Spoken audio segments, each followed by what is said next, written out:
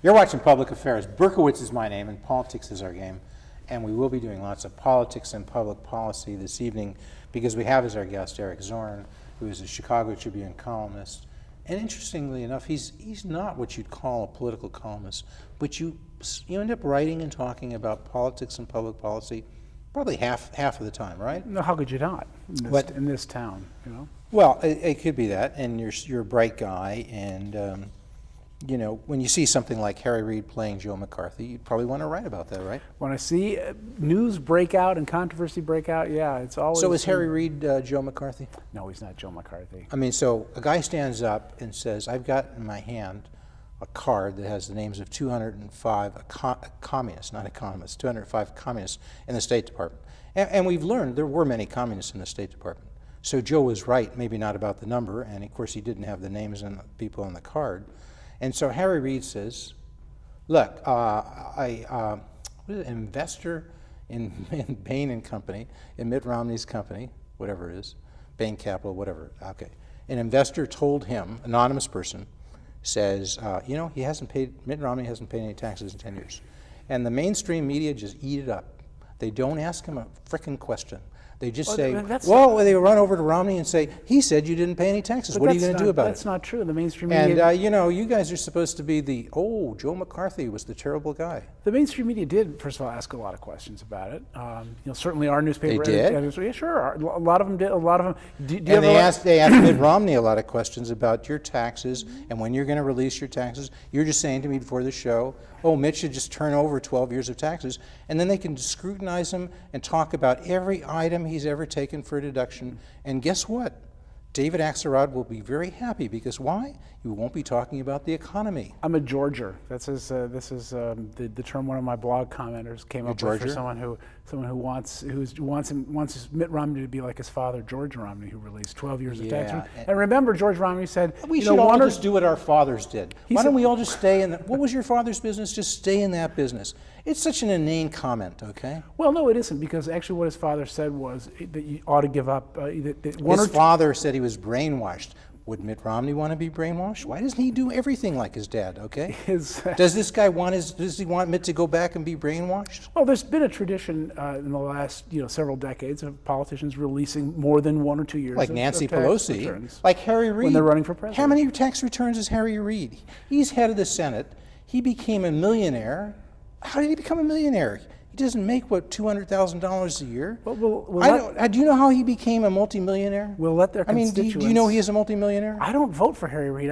I don't follow his career that carefully. Well, don't you think since he says Mitt should release the tax returns for 12 years, how about 1 or 2 from Harry Reid? We'll let the voters how about Nancy decide Pelosi? If they want to hear that back. Let the voters. We'll let the voters, I guess, decide about Mitt. But the point is, the mainstream media have decided, and they've decided Mitt should release the returns. The mainstream media has always been on the side of releasing tax returns. They've been hammering on this in every presidential election. I haven't heard. Have you heard MSNBC? Have you heard Ed Schultz? Have you heard Chris Matthews? Have you heard Lawrence O'Donnell talk about the tax returns for Harry Reid? There is no tradition in this country. There's no tradition, so we can't do it. It's I'm like the government. Can't do it. I'm saying does the mainstream media work for the government? These guys if you haven't done something before, then just don't do it. You're talking about people who are in Congress, who are congressional leaders. What we're talking about is someone who's running for president of the United States. What's the difference? What's the difference? You don't think, Jeff, I'll tell you. There's a big civics lesson to be had here, but the difference between the president of the United States. The speaker is the speaker is third in line. If something happens to the president and the vice president, if God forbid they became incapacitated, doesn't the speaker become president? Well, let me ask you. Just answer that question. Does the speaker become? Of course it does. So Speaker Pelosi, when she was speaker, was not just any person, okay? Speaker Boehner is just not any person, okay? So if you're saying all the top leaders of this country should be so transparent, the word liberals love? I'm not saying that every leader in this country has to be so transparent. Just the president of the United States. And I don't think when it happens to be a guy who's wealthy. And since when is it just are conservatives How many against years tax transparency? returns did Barack Obama release I think when he ran? 8 is what I remember, something like that. I mean, and if you remember when did he release his transcripts of his grades? Jeff. No, but just remember, did he release his transcripts of his grades at Harvard? No one has ever released transcripts of their grades. Oh, okay, so that's a tradition that hasn't happened. Why would you do that? What difference does it make what grade someone got in college? Did Bill Clinton release his health records?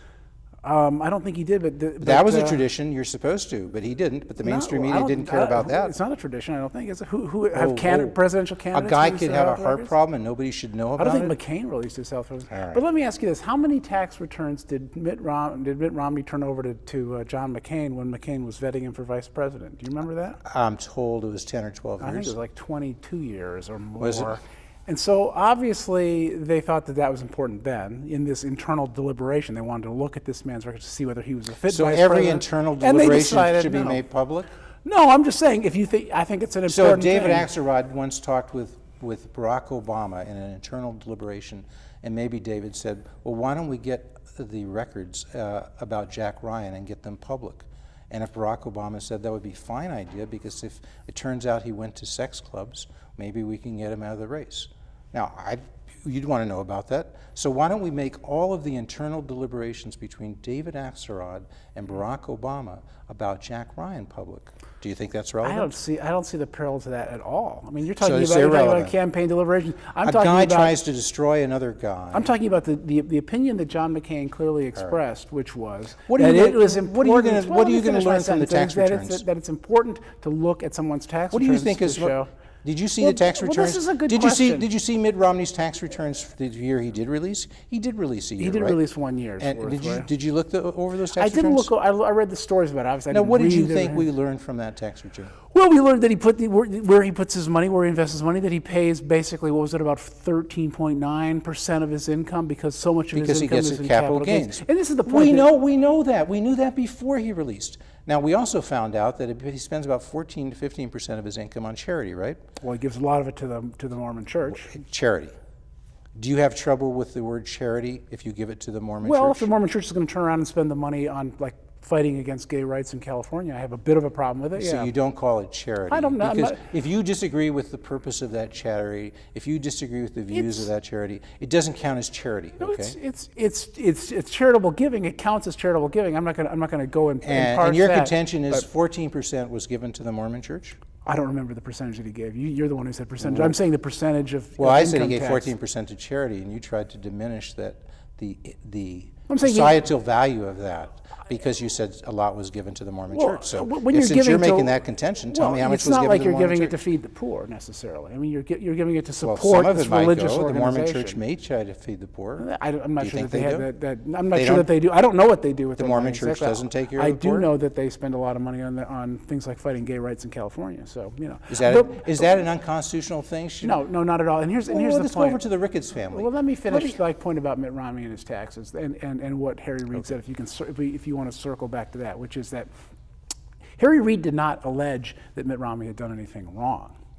Harry Reid just he said he didn't pay any taxes. not paying any taxes is perfectly legal if you don't owe any taxes. Well, it could be. Maybe he invested all his money in tax-exempt bonds. Then he would. But even that would be stupid to say that. And Harry Reid's not a very smart guy, so it could be stupid. Or he had Eric, paper just losses. listen to me for 1 second, okay? Say you invested all your money in tax-exempt bonds, and tax-exempt bonds pay a lower rate of return because they're tax-exempt. Do you understand that, right? So hypothetically, if you got a 4% rate of return but didn't have to pay taxes, or you could have had an 8% return and pay taxes, you're implicitly paying about half of your income on those bonds is going to taxes. You could have been making 8% and paying taxes. Instead, you made 4% and didn't pay any taxes. So hypothetically, if that happened, I'm not saying it did, would you think that would be a terrible thing that he invested all his money in tax-exempt bonds? No. And what I'm saying is, But we should go talk about it have all the mainstream media talk about it for the next 3 years, and then guess what? We won't be talking about the state of the economy, and the mainstream media would be very happy because Barack Obama will be given a pass. Well, and that's what you want to do, is give him a pass, because as you know, 8% unemployment, and in fact the unemployment rate went up. It went up in the last month. Now, if George Bush were running for president and the unemployment rate had gone up, do you think the mainstream media would be talking about his opponent's tax returns? Yeah. No, they would be talking about the unemployment rate going up. What- But nobody's talking about that. Instead, they're following Harry Reid around like good little journalists being led around by their noses. And Harry Reid says, look over here, and they all go look over there. And Harry Reid says, look over there, and they all go look over there. But people who are rigorous journalists, people who are fair-minded journalists, people who are the white line down the middle of the road, they would be people who say, well, let's talk about the economy, because I think that's probably of greater importance in terms of public policy than the last 10 years of Mitt Romney's tax return. Well, but Jeff, when you're looking at the prism of electoral politics, and you're looking at the way all these campaigns have played out, since time immemorial, it's a classic thing. First of all, there's only so many times you can say, gee, the unemployment rate went from 8.2 to 8.3%, and the economy is stuck. Did you not hear that? Did you not see it covered? Did you want people to write more and more about it? Well, politicians jump in the way today. You and I have this point Jeff, counterpoint. let me finish a sentence here, for crying out loud. You've been going on about it. Okay. I am not. I just wanted to say, just the day we're taping here today, or just yesterday, Mitt Romney came out and went all over, got all in a lather and a tizzy about this welfare issue. And suddenly welfare is a big issue. When all Obama has done is he's okayed the rights of states to seek waivers on the work requirements so that they can, and the agreement is that they're going to look for Some of the states things. said they didn't even ask for those waivers, but They're that's going okay. but some did, and Romney did when he was a governor. He wanted waivers. Not as to what the definition of work is. But they are allowed to do this, and the goal of these things is to bring it up. Romney is doing this because he wants to change the subject from his taxes. Campaigns change the subject. We're covering this welfare issue. This is what we do. The unemployment rate is out there. Let me circle back, though, to finish my point about Harry Reid. What Harry Reid is trying to do in this, whatever truth there might be, he's not alleging that Mitt Romney broke any laws. What he's trying to do, and what I think a lot of the pull out of the tax return stuff, is to highlight for people yet again the way the tax system works and the way the upper 1%, the top earners, can use the tax system to shelter their income, to not pay as much in taxes. How much did he pay in taxes last year for the tax return that he's paying a lower percentage? No, but how much did he pay? Just tell me. Do you know how much he paid, since you're so obsessed with Mitt Romney and how much he paid?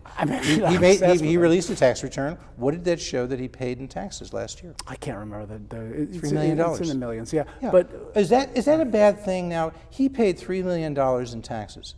And are you saying that somehow he's done a bad thing? He's a bad guy because he should have paid more. Well, then why doesn't he can release them, and then we can all look at them and go, what a great guy he is, and look at all the charities. There's something, Jeff, there's something he's hiding in there because he doesn't. No. Why isn't he releasing them Because then we will spend all of our time talking about what he took for a deduction, where he invested his money, and every minute, and Eric, you know this, okay, and you respect the guy for this. This is David Axelrod's strategy. Every minute we spend, look, Harry Reid didn't just get this idea on his own. Harry Reid just went up one morning and said, oh, I think I'll tell people this cockamamie story about an investor in Mitt Romney's company. Think about it. How does an investor in Mitt Romney's company even know what the tax returns would say? I don't know. So Harry Reid, according to you, just woke up one day. Well, then why didn't he make up somebody else? He could have actually made up somebody else. He could have made up a better character. He could have said a guy who I know. Because he's dumb. He's a dumb guy. This is how you get to be. This is how you get to be a majority leader. You know this. This is how you get to be a majority leader in the Senate. Coming from a small state, which New Mexico is, right? A small state. He's not New Mexico. Harry Reid? Nevada, excuse me. Okay. Nevada is a small state. New Mexico is too. So you come from a small state. It's like Biden, Delaware. Really, people haven't noticed this. If you want to get to be in a high position, don't go to the big states. The competition's fierce. Go to Delaware. Go to a half-assed law school like Biden did. Get yourself elected, become a nothing state senator for 3 decades, and somebody will make you vice president. Mm-hmm. Same thing with Harry Reid. Become a nothing guy from Nevada, be the senator from there, hang around the Senate, don't make waves, get along, and you'll get to be, the majority leader. But you're not a very smart guy. You're shrewd. How does a guy like that, who had virtually no money when he entered the U.S. Senate, become a multimillionaire in the U.S. Senate? Well, shouldn't we look at that? So Barack Obama's guy, David Axelrod, sits there and thinks, this is a lousy economy. If it's a referendum on Barack Obama and the economy, we lose. So for the next 3 months, what is our strategy? Get them talking about something else other than the economy. Okay, Harry, would you do this? Go make some outlandish statements about Mitt Romney's tax returns. You've really become paranoid in your old age, Jeff. Well, you don't think David Axelrod thinks about this? You don't think Harry Reid could think of something like that on his own, or he could think of a better strategy on his own? Maybe, but don't you think it helps to have a little prodding from David Axelrod? I certainly doubt very much that happened. I mean, I doubt that Axelrod is involved. Have you done the investigative journalism on that, or what are you going to call? What are you going to call and ask him? Hey, Dave, did you say that to Harry Reid? Well, aren't there other people who might know? I mean, Eric. Do you do investigative journalism? I would investigate a story if I thought there was a possibility that you could get. But do you think? Do you think Barack Obama, as a strategy, wants to have over the next 3 months the country and the journalists talking about the economy? Or would he prefer to have the journalists talking about the tax returns of Mitt Romney? Or anything about Mitt Romney? Yes, you're absolutely right about that. You're absolutely right that if it's a referendum on Obama and the economy, on Obama's handling of the economy, the polls all show that you look at Gallup, anywhere else, and when they're asking how do you feel about Obama's handling of the economy, his numbers are not very good. If they turn it around, they ask about Romney, and they ask, what do you think of Romney? What do you think of his plans? Especially tax returns. Because the mainstream media hates Romney. They love Obama and they hate Romney. And why do they hate Romney? Because he's got a lot of money, and the mainstream media thinks that's bad. See, Barack Obama was loved because he was a state senator. He didn't make a lot of money until he wrote some books and he was running for president. And then they thought, oh, this would be a good thing. And now he'll make millions of dollars when he comes out like Bill Clinton did after his presidency when he goes around talking to people. But they don't like Mitt Romney because he made the money by being a free market entrepreneur. He ran a company that took companies that were doing poorly, they restructured them, sold them. Many of them turned around and did better. The mainstream media will have none of that. And he only has one wife. They don't like a guy who does that because that's not too interesting. Okay? Well, yeah, I think it was the Republicans who pioneered the second wife presidency. But anyway, you see my point. So I don't take your point at all. You do agree that Republicans you do agree that Axelrod wants to have the mainstream media talking about anything other than the economy. And now they're doing it on tax returns, and isn't that a good thing? Well, no, here. According to David Axelrod and according to Barack Obama. Obviously, the Democrats want to turn this into a choice election, clearly. It's a choice, and it is a choice, right? I mean, you don't just say, we'll have the potted plant over there be president because we don't like the incumbent. It's always a choice. Do we want to stick with this guy? It's not a choice. Remember, Barack was supposed to be the guy who transcended politics. And they're making, you see the ads. He didn't transcend the basic dynamic of an election, which is it's Mr. Candidate A or Candidate B. No, right. But it's not, remember, it was hope and change. And it was going to be a different kind of politics. Not the kind that says, oh, Mitt Romney's a terrible guy because 10 years after he took over a company, this guy lost his health insurance. Oh, maybe that didn't quite happen, but somebody else is running that ad, not Obama. And so the election is not about health care and what's the best policy. It's not about the economy and what's the best way to improve it. It's not about education and what's about the best way to improve the quality of education. Sure it is. It's about all those things. No, it's all about the nasty, vicious kind of politics that Barack Obama was supposed to be against. It's all about... And you guys in the mainstream media who are supposed to be the guardian of good journalism are looking the other way. No, actually, we're not looking the other way. We are looking at what is Romney's tax plan, what are Romney's ideas for education, what are his ideas for all these things, and what are his ideas for health care. What are his ideas today for health care as opposed to when he was governor of Massachusetts? It is incumbent on the media to look at what Mitt Romney is promising, what kind of president he would be, what kind of plans he would enact, and things like that. I don't see why you consider that to be some sort of dereliction of duty. If you think that our entire job is to stand up, on his tax returns. We want to see his tax returns. You're not talking about policy. We want to see his tax returns, and the polls show the American people want to see his tax returns, and they will. I mean, and ultimately, it's Romney's either he's hiding something, or he's a huge fool for not having released them before the Olympic Games when we were all watching, Phelps and and the gymnasts and everybody else, and everyone, and we could have all gone, oh, look at all these years and look at all these deductions he took. And maybe he's not hiding anything, but it's going to come up if over you've got and over hundreds again. of pages, which you may have with all the schedules for 10 years of tax returns, it's going to be a feast for journalists who are going to be saying, what about this? What about this? And every minute, as I said, every minute that journalist spends saying, what about this? They're not saying, what about the economy? And why, Barack, when you said if we passed your $800 billion stimulus, you wouldn't have unemployment exceed 8%, we went to 10%. And why is it still over 8%? You know, Barack hasn't had a serious press conference. Why is it still? When's the last time Barack had a serious press conference? I don't know. Like 7 months ago or sometime. I mean, he doesn't do this stuff anymore, and you know why? Because he doesn't want to answer these questions. Well, when was the last time? And you don't give a rat's ass that he doesn't do that. When was the last time Mitt Romney sat down on Meet the Press? I don't think he's ever done it. When was the last time he said? He's not president of the United States. This guy's president of the United States. Candidates go on those shows all the time. Newt Gingrich, you couldn't keep him off those shows. Romney is afraid of sitting down one-on-one with someone like Jeff Berkowitz. Oh, not Jeff or Berkowitz. anyone. Well, because you'd give him a tongue bath, He doesn't want to sit by but he doesn't want to ABC sit. and NBC and he doesn't CBS want to sit and to a PBS tough because interview. all of those guys are in love with Barack even Obama. Brett Baer Brett Baer made Mitt Romney look like a weasel when they interviewed him. Romney's really bad in those forums. Romney's afraid of that kind of one-on-one. Let me just finish. Romney is bad on those one-on-ones. He doesn't have answers. You press him on. Okay, you've got this big tax plan. What kind of deductions are you going to get rid of?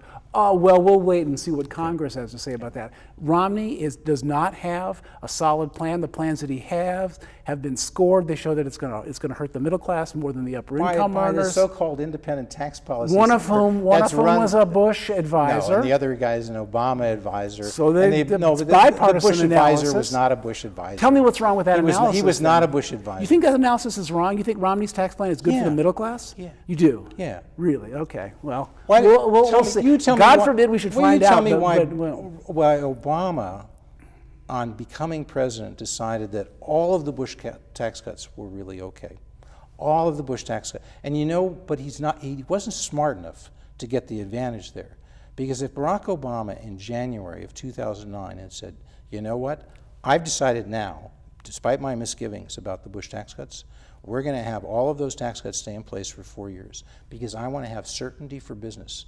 I want to have certainty for rich and poor and middle class individuals. You know what the tax returns, what the tax rates are. You can work, save, and invest. Make all of your actions predicated. There's going to be no change. I'm not taking any of those tax rates and raising them. I'm not raising the capital gains tax. I'm not raising the dividends tax. Go out there, folks, and invest and make money and grow this country and bring about jobs.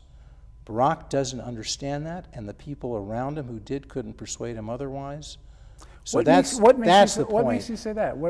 How do you know? You sitting in on some meetings He didn't do it because he waffled for 4 years. He didn't get the benefit. He kept the Bush tax cuts in place for 4 years. He kept the Bush tax cuts in place for 4 years. You know that. He did. And if he thought of changing anything, it was for the top 2%. Those tax cuts result in something like, they cost, if you use this phrase, $3.7 trillion, but the 98% cost $3 trillion.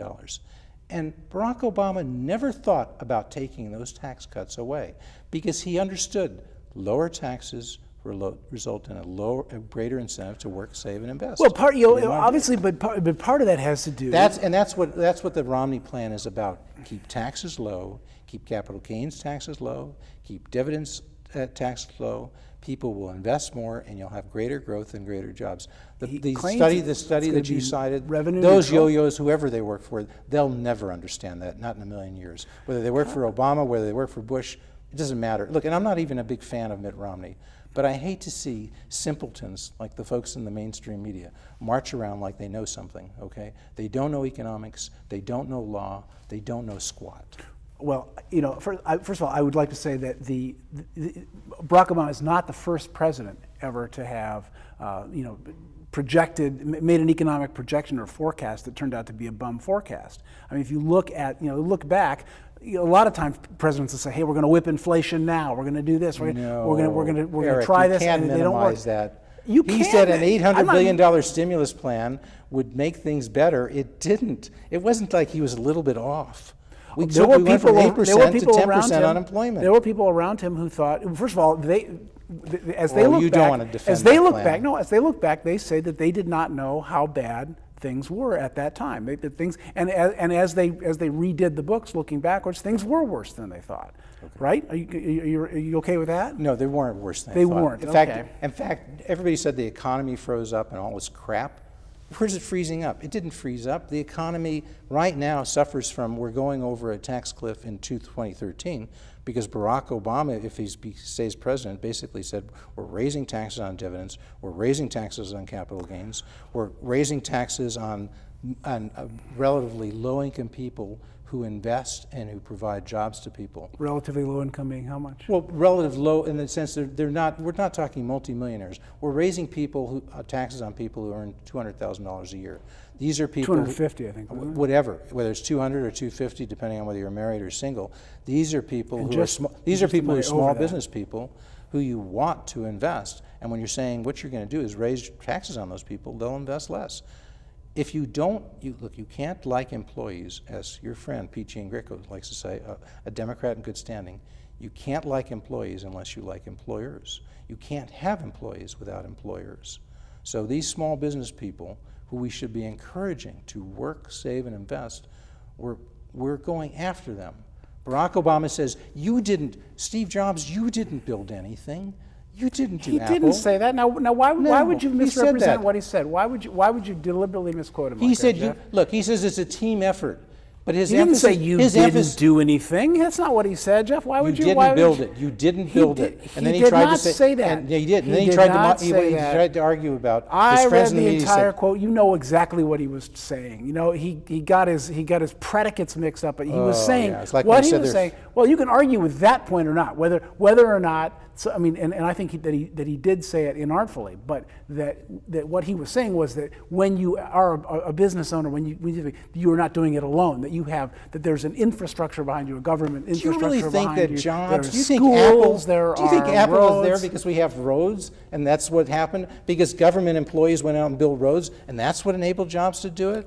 You think that's the engine of growth in the United States? No. Is people building roads? No. I'm saying you think the federal government is driving this stuff? That's not what he said. Read this book? And that's not what he said. Look, we're going to continue to speak as the credits roll. But that's not what he said, Jeff. Chicago Tribune columnist. Thank you so much, Eric. All right, read this book, Milton Friedman, Capitalism and Freedom. Read that book. But you've got to know that what he was talking about was that there's a team effort, and that to have Apple Computer be as successful as it is, you need an internet. Okay, you're not going to have all these people with computers. It was not. And Apple was driven by entrepreneurs, not by people building roads. There was a great deal, and nobody takes that away. Chicago Tribune, when it's clicking, is driven by entrepreneurs, not by the government. But the Chicago Tribune relies greatly on the internet. It relies Companies on roads. Are driven by entrepreneurs. It relies on regulations for government. And you know what? When the lady running for Senate in Massachusetts says, "Okay, you didn't pay for it. You didn't pay for it." The corporations, of course, the shareholders pay those corporate taxes. The employees pay taxes. Right. Corporations, through those people, pay taxes. They did pay for it. She doesn't know what the hell she's talking about. They helped pay for it. Everybody helped pay for it. That's where Obama got this crap from Ms. Warren. And it's a pile of crap. And you know it. No, it is not a pile I know of it, crap. and everybody watching this knows that. It's not a pile of crap. Do entrepreneurs drive growth, or does government drive growth? It is part of the social contract. Where is growth come from? Government or entrepreneurs? Obviously, entrepreneurs are a real engine of growth, but you can't have entrepreneurs if you don't have government behind them. They cannot operate. We could have a lot less government behind us, and we could have a lot more growth. You need the structure of government, you need the schools, you need the roads, you need the internet. You need 50% of your money, you need 50% of your wealth going to government and 50% going to entrepreneur? You think that's a fair allocation? I don't know what it is that you want government to do and what you don't want it to do. I don't think I want 50% of the wealth.